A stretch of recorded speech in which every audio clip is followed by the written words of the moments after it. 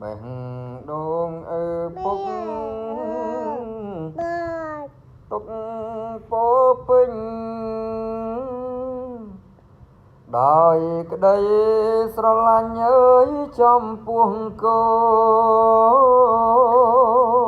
នកប់ជ្រៅក្នុងចិត្តណា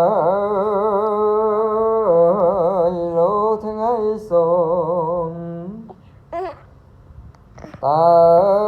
កូនអើយណាខ្លះអើយដែលបានដឹងអើយពុកប្រឹងធ្វើការគ្រប់បែបយ៉ាងអើយ